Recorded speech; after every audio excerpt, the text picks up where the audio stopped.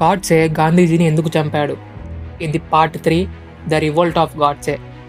Godse Congress party యొక్క పాలసీస్ని స్ట్రాంగ్గా oppose చేసేవాడు, ముఖ్యంగా గాంధీజీ ఐడియాలజీస్ని.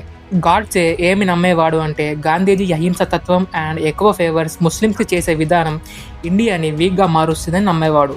ముఖ్యంగా ఇండియాని పార్టిషన్ చేసేటప్పుడు గాంధీజీ ఎందుకు ఏమీ చేయలేదు అని గాడ్సేకి కోపం వచ్చింది. ఎందుకంటే యూనిటీ గురించి మాట్లాడే గాంధీజీ ఎందుకు దీన్ని ఆపలేదు? అండ్ పార్టిషన్ అయిన తర్వాత ఇండియా పాకిస్తాన్కు 55 కోట్లు ఇవ్వాలి అని గాంధీజీ పట్టుపట్టాడు. ఈ విషయం ఇంకా గాడ్సేకి కోపం వచ్చేటట్టు చేసింది. ఇదే కాకుండా 1921 కేరళలో జరిగిన మోఫ్లా రైట్స్ టైంలో వేల మంది హిందువులు ముస్లిమ్స్ల చేతిలో చంపబడ్డారు. ఇది జరిగేటప్పుడు గాంధీజీ ఎందుకు ఏమీ చేయలేదు?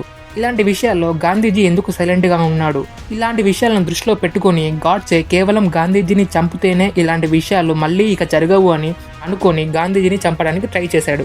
గాడ్సే దాదాపు గాంధీజీని చంపడానికి 4 సార్లు ట్రై చేశాడు, కానీ 30th జనవరి 1948 రోజున చంపాడు. దీని తర్వాత 15th నవంబర్ 1949 రోజున గాడ్సే అండ్ తన అనుచరుడైన నారాయణ్ ఆప్తేని పంజాబ్ జైల్లో ఉరితీసి చంపారు. ఇప్పుడు మీరు ఏమనుకుంటున్నారు? గాడ్సే గాంధీజీని చంపడం కరెక్టేనా? కామెంట్లో చెప్పండి. ఇలాంటి వీడియోస్ని మిస్ అవ్వద్దు అనుకుంటే మన ఛానల్ని సబ్స్క్రైబ్ చేసుకోండి.